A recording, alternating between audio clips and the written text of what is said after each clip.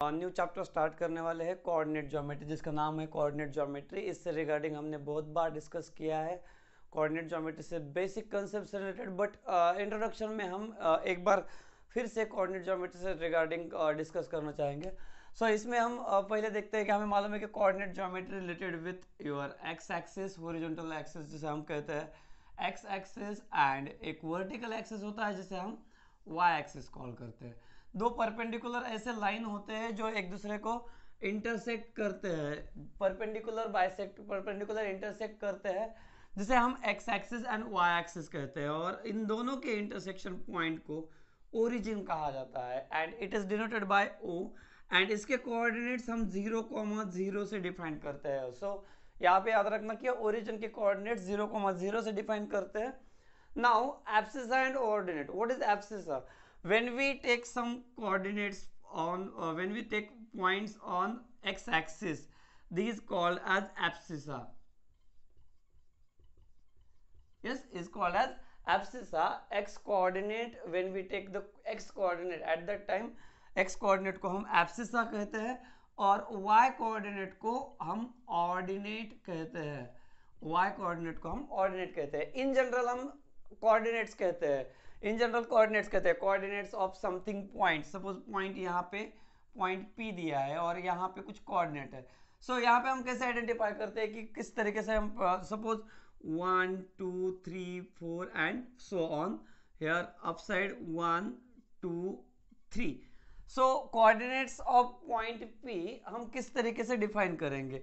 So we have to check the perpendicular distance. When we take, suppose here 2.5 we can consider, and here perpendicular distance to y-axis. So when we consider what is perpendicular distance to y-axis, यहाँ पे हम x coordinate कैसे consider करेंगे? यहाँ पे हमें perpendicular एक line consider करनी पड़ेगी, imaginary line, और उसके according हम यहाँ पे उसका coordinate consider करेंगे 2.5 कॉमा देन y कोऑर्डिनेट। पहले x पोजीशन पे कभी भी कोई पॉइंट हम x, y फॉर्म में डिनोट करते हैं। So ordinates of the points are denoted with x, y। So x coordinate यहाँ पे हमें मिलता है 2.5 कॉमा y कोऑर्डिनेट इज 3। इस तरीके से हम क्या करेंगे, इनको ऑब्जर्व करेंगे और इनके पॉइंट्स के कोऑर्डिनेट्स डिफाइन करेंगे। अब यहाँ पे this two x axis and y axis, this two coordinate axis divides the plane into 4 parts. यहाँ पे 4 पार्ट दिखते हैं अलग अलग। सो इसमें 4 पार्ट्स में डिवाइड होता है। सो हर एक पार्ट को हम क्वाड्रेंट कहते हैं। हर एक पार्ट को हम यहाँ पे क्वाड्रेंट डिफाइन करते हैं। अब यहाँ पे क्वाड्रेंट डिफाइन करते हो तो क्वाड्रेंट की नंबरिंग भी डिफाइन की जाती है। क्वाड्रेंट की numbering top right side corner से, टॉप राइट साइड कॉर्नर को हम फर्स्ट क्वाड्रेंट करेंगे and successively it goes to anti clockwise. So जो हमारी घड़ी की होती है एंटी क्लॉकवाइज हम यहाँ पे इसे नंबरिंग देंगे। So first quadrant 1, then second, then third and last fourth quadrant. And यहाँ पे याद रखना कि क्वाड्रेंट्स कभी भी डिनोट करते समय हमें रोमन न्यूमरल्स यूज करने हैं, जाके हमें हिंदू अरेबिक न्यूमरल्स यूज नहीं करने। यहाँ पे रोमन न्यूमरल्स यूज करेंगे to define the number of quadrants. So यहाँ पे first, second, third and fourth quadrants. अब सपोज कुछ क्वेश्चंस ऐसे दिए जाते हैं कि which point lies in which quadrant, so following points lie in which quadrant. So जब भी हम डिफाइन करेंगे x एंड y की, हम साइन पे आइडेंटिफाई करके हम डिफाइन कर सकते हैं कि पॉइंट कौन से क्वाड्रेंट में लाई करता है। सपोज कभी भी पॉइंट प्लस प्लस फॉर्म में मिलते हैं, so x coordinate is positive and y coordinate is also positive, at that time these points lie in first quadrant. Similarly when we get minus plus, at that time it is lies in second quadrant. When we get minus comma minus, at that time it is lies in third quadrant. And when we get plus and minus, at that time these points lie in fourth quadrant. But some points lie on x axis and y axis. हम कैसे उसे identify करेंगे? कुछ ऐसे points जो x axis और y axis पे लाई करते हैं। सो ऐसे टाइम में हम क्या करेंगे, उनके कोऑर्डिनेट देखेंगे। अब यहाँ पे सपोज कुछ पॉइंट में डिनोट करता हूँ, पॉइंट ए डिनोट करते हैं। So point A something 5 and 6 number पे, 6 पोजीशन पे है। सो ए के कोऑर्डिनेट्स क्या होते हैं, एक्स कोऑर्डिनेट, ए का एक्स कोऑर्डिनेट यहाँ पे हमें 6 मिलता है एंड उसका y कोऑर्डिनेट हमें यहाँ पे 0 मिलेगा। सो ऐसे points yes on X point lie on x axis. So ऐसे पॉइंट जिनका फॉर्म डिफाइन किया जाता है x, 0। So all the points in the form of x, 0, ऐसे पॉइंट जो x, 0 के फॉर्म में आएंगे, यहाँ पे कुछ भी कांस्टेंट वैल्यूज, यहाँ पे x के जो रियल वैल्यूज यहाँ पे x के एक्सिस पे मिलेंगी, वो x एक्सिस की वैल्यूज यहाँ पे रियल फॉर्म में होंगी। But y coordinate, when we get y coordinate is 0, at that time it lies on x axis. Suppose it is on y axis, when we consider the point lie on y axis, उनका general form क्या होगा? कोई भी point यहाँ पे हम consider करते हैं तो इसके लिए हमें मिलेगा 0,3, suppose point C।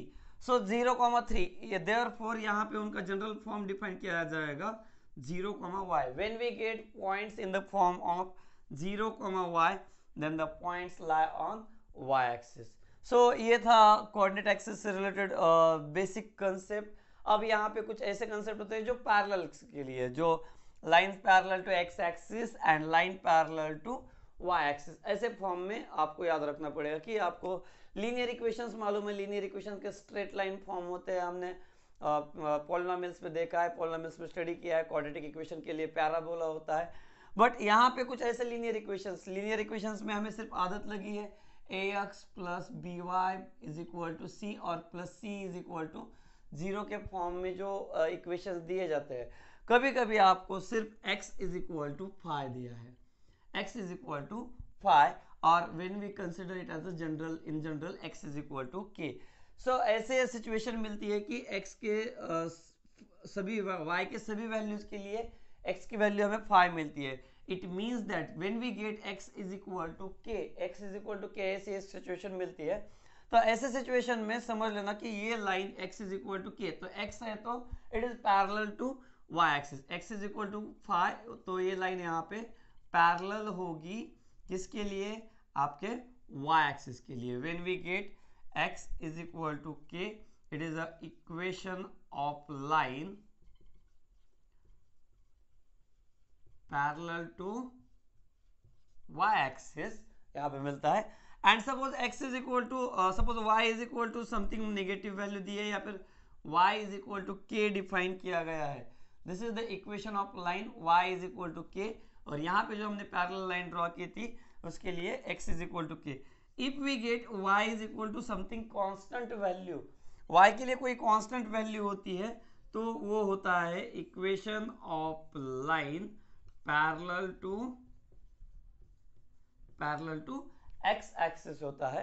So I hope ये बेसिक इंफॉर्मेशन कोऑर्डिनेट ज्योमेट्री से रिलेटेड ये आपको समझ में आई है। इसके बाद हमें कुछ बेसिक से प्रॉब्लम सॉल्व करके इस चैप्टर में किस तरीके से हमने एप्लीकेशंस यूज किए, कोऑर्डिनेट ज्योमेट्री के एप्लीकेशंस यूज किए, वो हमें चेक करना है। सो इसे एक बार ठीक से रिवाइज करना है। इसके नोट्स, आपके कंसेप्ट बहुत छोटे हैं, बट इसी छोटे से कंसेप्ट में आपके रॉन्ग होने के चांसेस होते हैं, इसलिए ये रिवीजन, इस चैप्टर, इस पॉइंट को हमेशा याद रखना बहुत ज़रूरी है। Point on x axis, point on y axis, तब हमें क्या लेना है। देन अगर कोई इक्वेशन और वाई एक्सिस को पैरेलल है तो हमें कौन सा इक्वेशन मिलता है, एंड कोई लाइन एक्स एक्सिस को पैरेलल तो उसका इक्वेशन कौन सा मिलता है, वो हमें याद रखना बहुत ज़रूरी है।